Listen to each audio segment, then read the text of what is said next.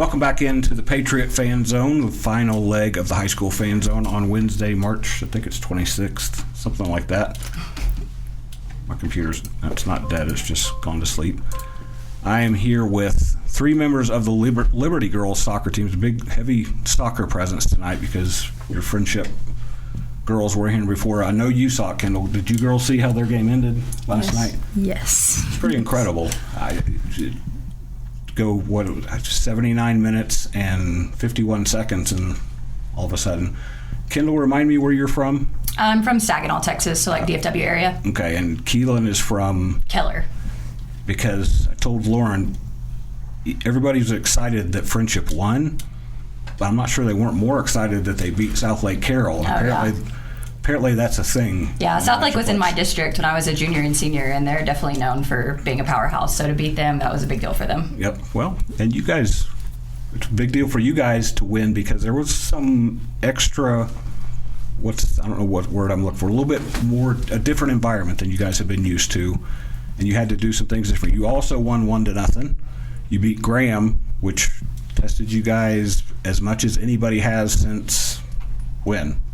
I mean, we've gone 15 shutouts in a row, including Graham, but I think the last time we even got scored on was January 24th when we played Greenwood the first time in district. Okay. So, I mean, just to have somebody in our defensive third was something that we haven't seen in a hot minute. So, and I'll let these two introduce themselves. We're on radio and TV, but I think we're on TV. I'm going to let these two girls introduce themselves so you know them by voice. I'm Emily Southwell. I'm MJ Beasley. What was it like, girls? Because like Coach said, I don't want to say you weren't in cruise control, because that sounds like you weren't trying very hard, but you guys have tried really hard. But all of a sudden to be in a dogfight like that, MJ, what was that like? Yesterday's game definitely required a different level of intensity. We had to be intentional throughout the game, especially us because we're both defensive players. We haven't seen that challenge since we've played Greenwood the last time. So it was definitely something that we had to step up and overcome.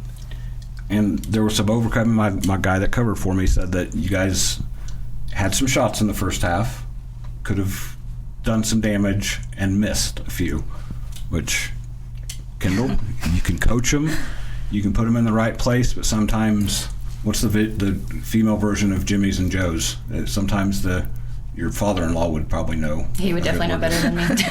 sometimes players have to make it happen. Yeah, for sure. And not that you guys weren't trying, but kind of talk about how frustrating and tantalizing that first half was to know you guys were that close to really being in control, but you had to come out in the second half and wash that away. Mm-hmm. And like with missing, like we always call it finishing because that's how you finish the play is by scoring.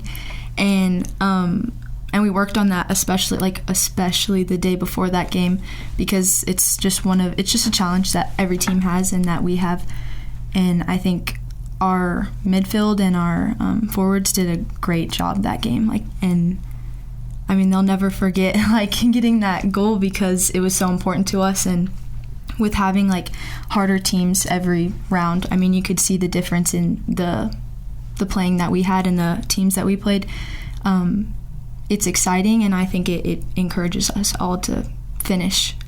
Whether we're defensive players trying to push the ball up and help our teammates, or if you're a forward and that's your job is to finish. And Kendall, I liked your quote. You scored fairly early in the second half, and that was a sense of relief. Yeah. And I would think your girls knew as well as you were playing defense. Okay, one's enough. Yeah. And they kind of said, "All right, you guys, here's the keys. It's on home." It's just one of those things, we wanted to get on the board first. That was our biggest thing. We've been saying it all week. And so with us having the upper hand, it definitely gave Graham a sense of urgency that we didn't see before, but gave us the sense of, hey, we can move the ball around. We don't have to run ourselves into the ground in this 90-degree weather right now. As long as we're possessing, we're going to be in a good spot.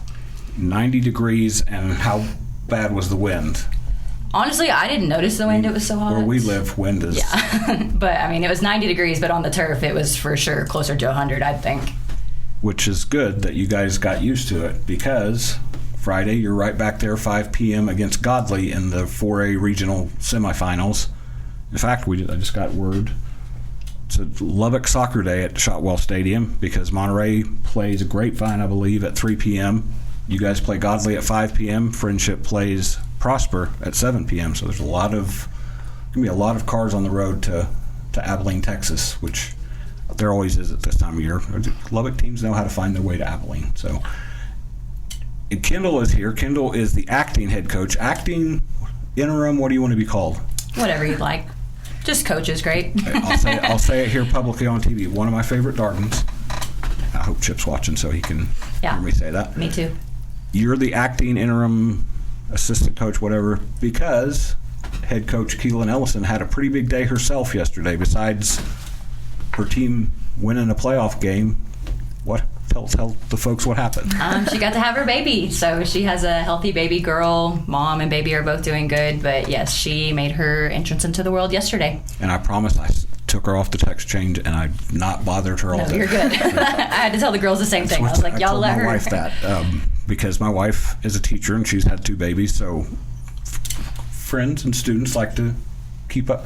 How cool was that for you guys to know that you took care of business and that coach, when you got, was everything done by the time you got on the bus? She got induced yesterday morning, and then we found out that it was going to happen as the game was over, and then I think we got a text pretty late last night that the baby was here. So MJ, what was that like?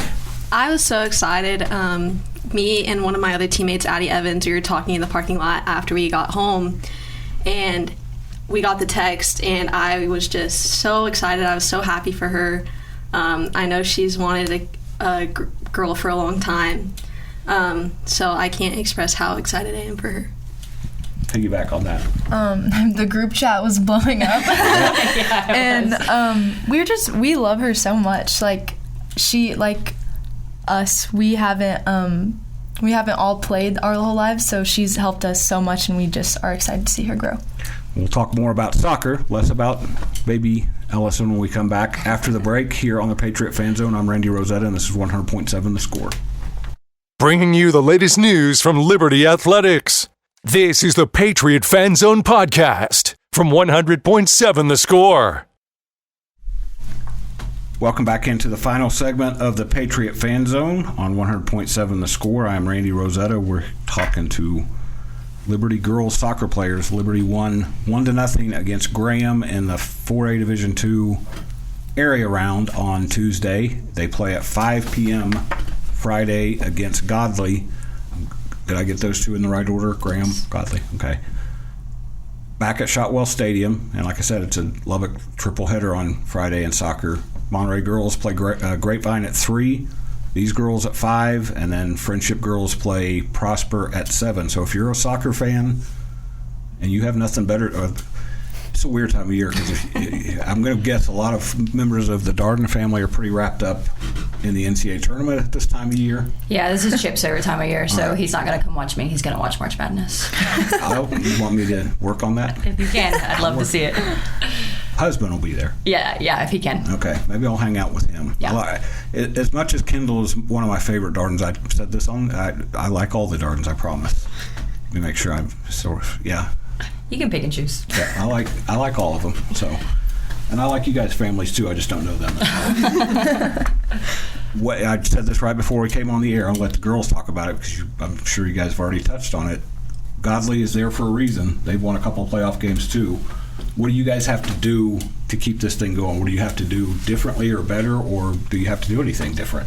I think with every round, it's a new level of intensity, and you have to bring more each game.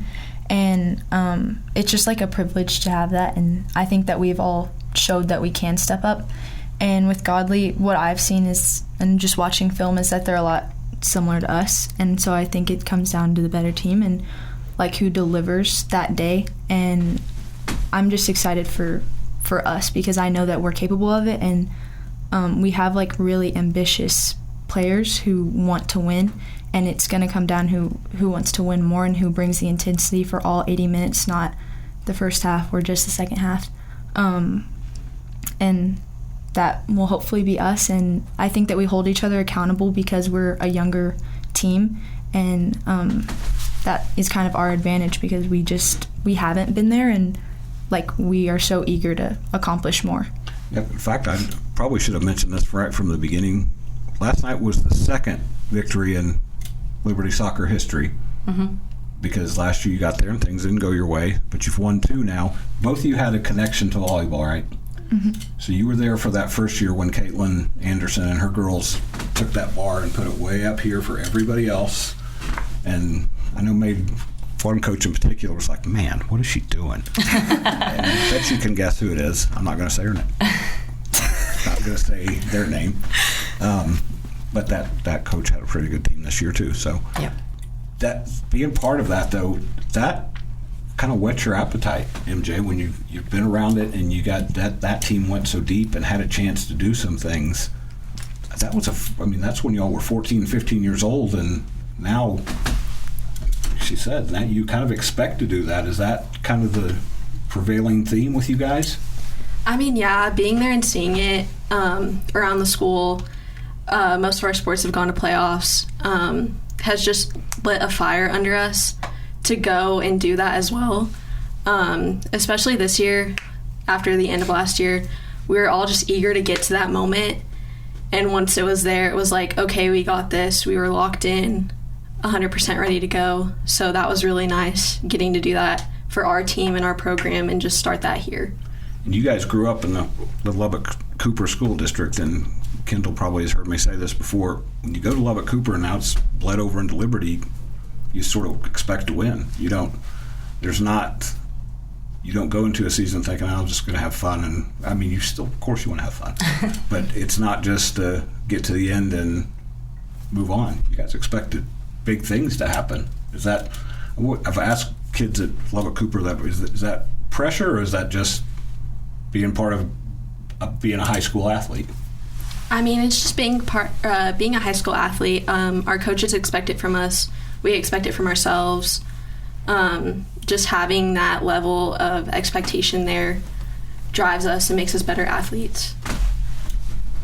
I think, yeah, and you can see in every sport, and I think that shows that it's all around the school. Like, athletics in general is just, everyone's very competitive. It's a competitive, like Lubbock Cooper is just competitive district, and Lubbock in general just has really good athletes, and it brings out just like the best in all of their players, and every varsity team is just wanting, like I said about our team, we're eager to do better than the year behind us. They're starting to fill up that trophy case, and these girls have a couple of them. They're looking for another one, 5 p.m. Friday at Shotwell Stadium against Godley. That's been the Patriot Fan Zone on 100.7 The Score. We'll be back Monday on the High School Fan Zone.